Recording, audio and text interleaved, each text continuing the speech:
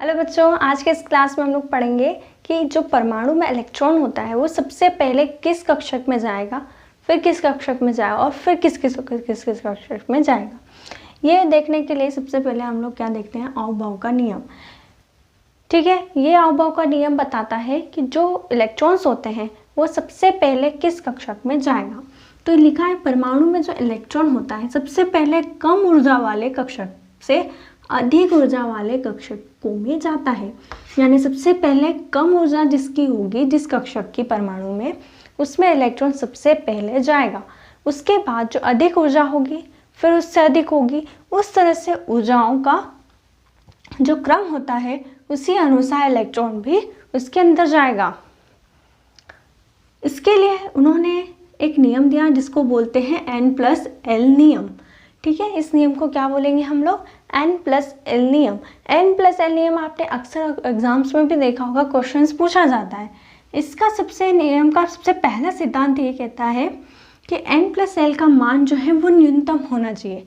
किसी भी कक्षक का जो N+L का मान होता है, अब हमने क्वांटम संख्या में N भी पढ़ लिया है और L भी पढ़ लिया है क्या क्या होता है। ठीक है, अब जिस कक्षक में जो N और L का मान होता है सबसे कम होगा, उस कक्षक में सबसे पहले इलेक्ट्रॉन जाएगा।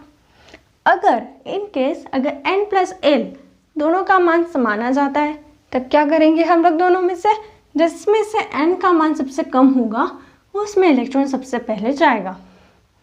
ठीक है, अब इसको हम लोग एक उदाहरण से हम लोग समझेंगे थोड़ा सा। जैसे उपकोष है, ठीक है, इनके L के मान लिखेंगे और L के मान लिखेंगे और फिर हम देखते हैं कि किस तरह से इलेक्ट्रॉन्स उसमें जा रहे हैं। सबसे पहले हम लोग उपकोष की लिखते हैं। सबसे पहला कौन सा आएगा, 1s। ठीक है, 1s किस तरह से लिख रहे हैं हम लोग यहाँ पे एक परमाणु बना लेते हैं। ठीक है, इसमें होता है S केवल। दूसरे उपकोष में कितने होते हैं, S और P।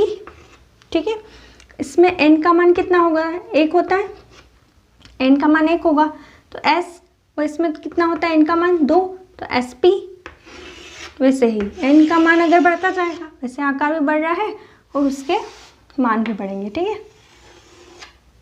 N का मान अगर इसमें कितना होता है Spd, और N का मान कितना है, 3 है। ठीक है, Spd, ऐसे N का मान और बढ़ेगा, 4 आ जाएगा और कितना आएगा Spdf। F तो पहुँचना है। ठीक है हमको, तो ये क्या हो गया, K कक्षा, L, M और N। इसमें S, Sp, Spd और Spdf है ना, ये मान हो गए। अब हम लोग सबसे पहले देखते हैं 1s की बात। 1s, ठीक है, ये 1s है। इसके बाद हम लोग आएंगे किस पे, 2s। उसके बाद आएंगे हम लोग 2p। इस तरह से चलते जाएंगे ना, 1s, 2s, 2p। फिर किस पे आएंगे हम लोग, 3s, 3p है ना, 3s, 3p, 3d, ऐसे चलते जाएंगे, 4s, 4p, 4d और 4f तक है ना। सबसे पहले हम लोग इसका निकाल लेते हैं। तो 1s का मान जो होता है, इसके लिए स्मॉल n का मान जो होता है वो कितना होगा, 1।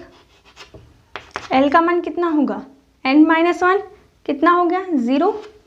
l का मान 0 हो गया, हमने पहले ही बताया था। पहले वाला वीडियो अगर आपने नहीं देखा तो उसको पहले जा कर के देख लो, जिसमें मैंने आपको बताया n और l का मान कैसे निकाला जाता है। ठीक है, तो 1s का मान हो गया 1, वैसे ही इसका 0। ऐसे में 2s आ गया, 2s पे जाते हैं तो इसमें होगा n का मान 2 और l का मान तो आएगा 0। इसमें 2p पे जाते हैं, अगर हम लोग 2p में देखेंगे तो n का मान कितना आएगा, 2 ही होगा और इसमें आएगा 1। ठीक है, p का मान कितने होता है, l के लिए 1। वहीं हम लोग अगर 3s पे जाते हैं, 3s में कितना होगा, 3s, 3p और 3d में, इन तीनों में 3 आ जाएंगे n के मान, और l के मान कितने आएंगे, s के लिए कितना होता है 0, s के लिए कितना होता है 0, p के लिए हम कितना लेते हैं 1 और d आएगा 2 है ना। s के लिए 0, p के लिए 1 और d के लिए 2। ऐसे ही हम लोग sp हो गया, d हो गया। इसके बाद f की बात करते हैं, इसको हटा देते हैं। अब हम लोग f की बात करते हैं। f में कितना होगा, 4s, 4p, 4d और 4f ले लिया। अब इसमें मान निकालते हैं तो n के मान तो 4 आ जाएंगे अब एल के मान कितना होंगे, एस के लिए 0, पी के लिए 1, डी के लिए 2, एफ के लिए 3। इस तरह से निकल आते हैं एल के मान। अब हमको क्या निकालना है, एन प्लस एल का मान।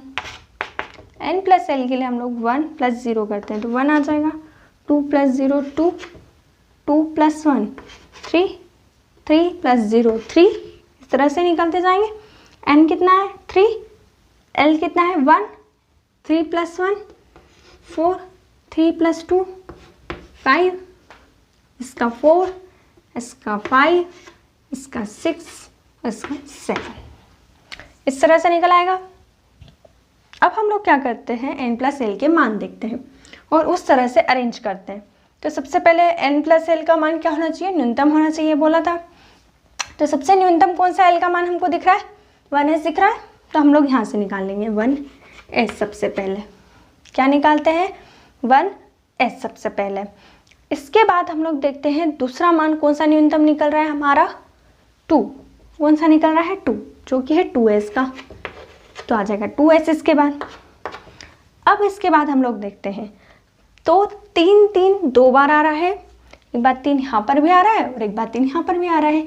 तो अब ये मान क्या निकल गया, n + l का समान मान निकल गया। हमने बोला था कि समान मान अगर निकल जाता है किसी केस में n + l का, तो हम क्या करते हैं, n का मान देखते हैं जो कि न्यूनतम होना चाहिए। तो अगर इसमें 3 3 मान अगर समान आ रहे हैं तो इसमें हम सबसे न्यूनतम मान n का देखते हैं ना। तो न्यूनतम मान n कौन सा है, ये वाला है और ये वाला है। तो इन दोनों में से न्यूनतम कौन सा है, 2 है। तो क्या आ जाएगा 2p। इसके बाद कौन सा आएगा, 3s। वैसे ही 4 क्या अगर देखें तो 4, एक ये वाला 4 आ गया और एक ये वाला 4 आया, 2 4 आ गए। अब इसमें देखते हैं हम लोग n के मान, एक 3 है और एक 4 है। तो सबसे पहले कौन सा आएगा, 3p। इसके बाद कौन सा आएगा, 4s। अब हम लोग और आगे बढ़ते हैं। 5 के भी 2 मान दिख रहे हैं हमको, जिसमें सबसे n का मान फिर हम लोग देखेंगे 3d और 4p है। तो इन दोनों में से कौन सा है सबसे कम मान, n का, 3d का। तो 3d आ जाएगा, फिर 4p आ जाएगा, वैसे 6 और फिर 7 पे आ जाते हैं हम लोग, 4d और 4f।